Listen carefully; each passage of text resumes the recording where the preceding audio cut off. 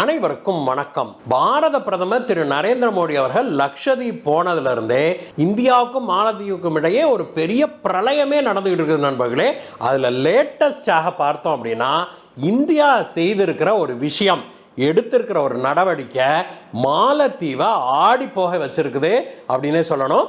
India லட்சதீப்பில் ஒன்றல்ல 2 இடங்கள்ல அகாட்டி தீவுகள்லையும் சரி மினிகாய் தீவுலையும் சரி 2 தீவுகள்லையுமே இப்பொழுது இராணுவ தளத்தையும் கடற்படை தளங்களையும் நிர்மாணிக்கிறது அப்படின்னு முடிவு செய்திருக்கிறாங்க. ஏற்கனவே அகாட்டி தீவில் இருக்குது. அதே மாதிரி மினிகாயில் ஒரு அவுட் போஸ்ட் மாதிரி ஒரு சின்ன இதுதான் இருக்கு. அங்கே இப்பொழுது புதியதாக ஒரு மிகப்பெரிய கடற்படை தளமும் ஒரு மிகப்பெரிய இராணுவ தளத்தையும் அமைக்கிறது அப்படின்னு இந்தியா முடிவு செய்திருக்குது. உலகத்தின் மிக முக்கியமான வர்த்தக பாதையாக கருதப்படுகிற அந்த 9 டிகிரி சேனல் அப்படின்னு சொல்றாங்க நண்பர்களே. அந்த சேனலுடைய ஒரு புறம் மினிகாய் ஐலண்ட் அமைஞ்சிருக்குது, இன்னொரு புறம் மாலத்தீவுடைய கடைசி தீவு அமைஞ்சிருக்குது. இதற்கு இடையே அமைந்திருக்கிற இந்த 9 டிகிரி சேனல்ங்கிறது ஒவ்வொரு வருடமும் பில்லியன் கணக்கான அமெரிக்கன் டாலர் மதிப்புடைய சரக்குகள் இந்த வழியாக தான் போகுது. அந்த இடத்துல இந்தியா இப்பொழுது புதியதாக ஒரு மிகப்பெரிய கடற்படை தளத்தையும் ஒரு மிகப்பெரிய இராணுவ தளத்தையும் ஏர்ஃபோர்ஸ் தளத்தையும் முப்படைகளுடைய தளத்தையே அமைக்கிறதுக்கு அறிவிச்சிருக்கிறாங்க. இது தொடர்பாக நம்முடைய பாதுகாப்புத்துறை அமைச்சர் ராஜ்நாத் சிங் அவர்கள் நடவடிக்கையும் மேற்கொண்டிருக்கிறாரு.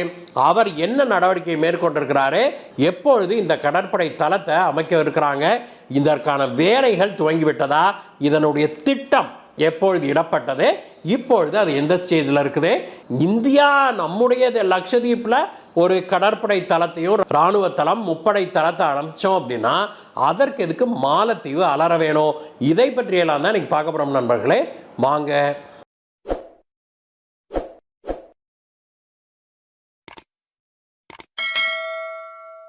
நண்பர்களே, லட்சதீப்பில் இருக்கிற அகாத்தி தீவுலையும் மினிகாய் அப்படிங்கிற 2 முக்கியமான தீவுகள்லையும் இந்தியா மிகப்பெரிய கடற்படை தளங்களை அமைக்க போறோம் அப்படின்னு சொல்லி அறிவிச்சிருக்கிறாங்க. நான் சொன்னது போல ஏற்கனவே அகாட்டி தீவில் ஒரு சின்ன பேஸ் ஒன்று இருக்குது. அதே சமயத்தில் மினிகாயில் நமக்கு பேஸ் எல்லாம் கிடையாது. நம்முடைய கடற்படை கப்பல்களை நிறுத்திக்கிற மாதிரி ஒரு சின்ன நேவி டிட்டாச்மெண்ட் அப்படின்னு சொல்றாங்க, அதுதான் இப்பொழுது மினிகாயில் இருக்குது. ஆனால் அங்க ஒரு முழு அளவிலான ஒரு மிகப்பெரிய கடற்படை தளத்தை அமைக்க போறோம் அப்படின்னு சொல்லி திரு ராஜ்நாத் சிங் அவர்கள் அறிவிச்சிருக்காரு. அதே சமயத்தில் அதே மினிகாய் ஐலண்ட்ல ஒரு இராணுவ தளத்தையும் அமைக்க போறோம் அப்படின்னும் ஒரு விமான தளத்தையும் அமைக்க போறோம் அப்படின்னும் அறிவிப்புகள் வெளிவந்துதான் இப்பொழுது மாலத்தீவை ஆடிப்போ வச்சிருக்குது. அது காரணம் என்ன தெரியுமா, நம்மளுடைய மினிகாய் ஐலண்ட்ல இருந்து மாலத்தீவுக்கு வெறும் 525 கிலோமீட்டர் தான் நண்பர்களே. அவ்வளவு நெருக்கமாக இருக்கிற இடம் அது. அந்த இடத்துல இந்தியா ஒரு மிகப்பெரிய கடற்படை தளத்தை இராணுவ தளத்தை ஏன் சொல்லப்பட முப்படை தளத்தையே அமைக்கிறது ஒரு மிகப்பெரிய ஸ்ட்ராட்டஜிக்கலி முக்கியத்துவம் வாய்ந்த விஷயமாக கருதப்படுது. வருகிற மார்ச் 4ஆம் தேதி மற்றும் 5ஆம் தேதிகளில் இந்த மினிகாய் ஐலண்ட்ல இந்தியா தன்னுடைய புதிய கடற்படை தளத்தையே துவக்கி வைக்கிறாங்க. அது சமயம் இந்தியாவுடைய மிகப்பெரிய கடற்படை கப்பல்களான INS விக்ரமாதித்யா மற்றும் INS விக்ராந்த் ஆகிய 2 மிகப்பெரிய போர்க்கப்பல்களும் அங்க மினிகாய் ஐலண்டுக்கு போக இருக்கிறாங்க.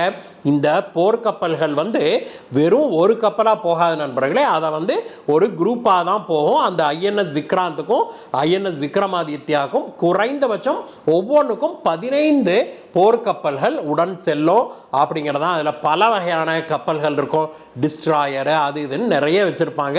அத்தனை கப்பல்களும் மார்ச் 4ஆம் தேதி 5ஆம் தேதி அங்க மினிகாய் தீவுகளில் இருக்கும்.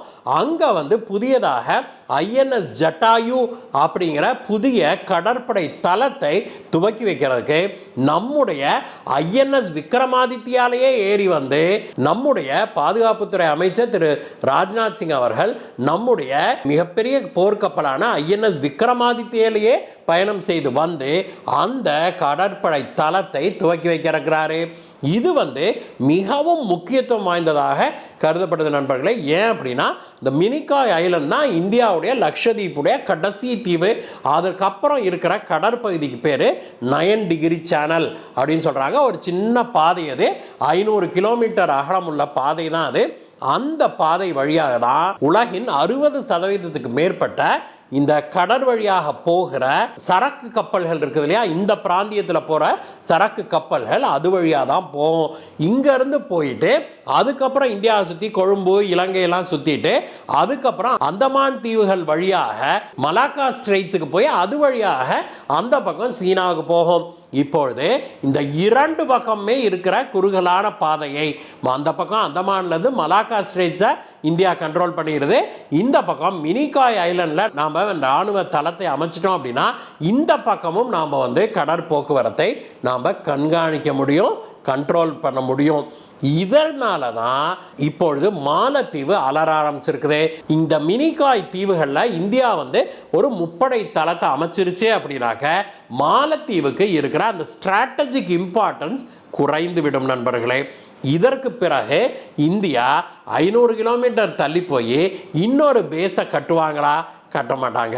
அப்படியே அவன் சீனாவுக்கு கொடுத்தாலும் கூட இந்தியாவுடைய முழு கண்காணிப்பின் கீழே தான் சீனாவுடைய கடற்படை தளமும் வரும். ஒருவேளை சீனாவுக்கு இவங்க ஒரு தீவை கொடுத்து அதை அமைச்சா அப்படிப்பட்ட காலத்தில் கூட அது முழுக்க முழுக்க நம்முடைய கண்காணிப்புக்குள்ளே வந்துடும். அப்படிங்கிறதுனால சீனாவும் இனி சாமானியத்துக்கு அங்கே களமிறங்க முடியாது அப்படின்னு சொல்கிறாங்க நண்பர்களே. அதனால் இது இந்தியா அடிச்சிருக்கிற ஒரு சிக்ஸர் அப்படின்னே சொல்லலாம். அது மட்டும் இல்லை நண்பர்களே, நம்முடைய பாரத பிரதமர் திரு நரேந்திர மோடி அவர்களுடைய அரசாங்கம் இந்த மினிகாய் தீவில் ஒரு பெரிய அளவிலான சர்வதேச விமான நிலையத்தையும் கட்டுவதற்கான திட்டங்களை முடுக்கி விட்டுருக்கிறாங்க. அது மட்டும் இல்லை, இப்பொழுது ஏற்கனவே அங்கே இருக்கிற அகாட்டி தீவில் ஒரு விமான நிலையம் இருக்குது. அதை பெரிய அளவில் அப்கிரேட் பண்ணுறதுக்கான திட்டங்களும் நடந்து வருது. இது போக அகாத்தி மட்டுமல்ல, லட்சதீப்பின் பல தீவுகளில் இப்பொழுது புதியதாக பல ரிசார்ட்களை கட்டுறதுக்கான நடவடிக்கைகள் எடுத்திருக்கிறாங்க. டாடா குழுமம் மட்டுமே 3 மிகப்பெரிய 5 ஸ்டார் ரிசார்ட்டுகளை உருவாக்க போறாங்க அப்படிங்கிற செய்தியும் வெளிவந்திருக்குது. அந்த பக்கம் ஆப்பிரிக்கா பக்கத்திலிருந்து வருகிற கப்பல்கள் சூயஸ் கெனால் வழியாக வந்தாலும் சரி, இந்த பக்கம் கல்ஃப் ஆஃப் ஏடனை தாண்டி வருது இல்லையா, இந்த கப்பல்கள் எல்லாமே இந்த 9 டிகிரி சேனல் வழியாக தான் பயணிக்க வேணும். அதனால் முழுக்க முழுக்க இந்தியாவுடைய கண்காணிப்பிலேயே இனி அந்த பகுதி முழுவதும் வரும் அப்படிங்கிறதுல எந்த மாற்று கருத்தும் கிடையாது. இதனால தான் இந்த பகுதி முழுவதும் இப்போ இனிமேல் இந்தியாவுடைய நேரடி கண்காணிப்பில் வந்துடும். அப்படிங்கிறதுனால தான் அது மாலத்தீவு முழுவதையும் இன்க்ளூட் பண்ணி தான் சொல்கிறேன் நண்பர்களே. முழுவதையுமே இந்த தளத்திலேருந்து இந்தியாவால் கண்காணிக்க முடியும். அதனால தான் இப்பொழுது மாலத்தீவு பயங்கரமாக அலறிக்கிட்டு இருக்குது. ஐயோ, இதை நாம் எதிர்பார்க்கவே இல்லையே அப்படின்னு இப்பொழுது மாலத்தீவு அதிபர் கதற ஆரம்பிச்சிருக்கிறாரு. இந்த வீடியோவை பற்றிய உங்களுடைய கருத்துக்களை சொல்லுங்கள் நண்பர்களே. மீண்டும் உங்களை வேற வீடியோ சந்திக்கிறேன் கைஸ். Bye bye.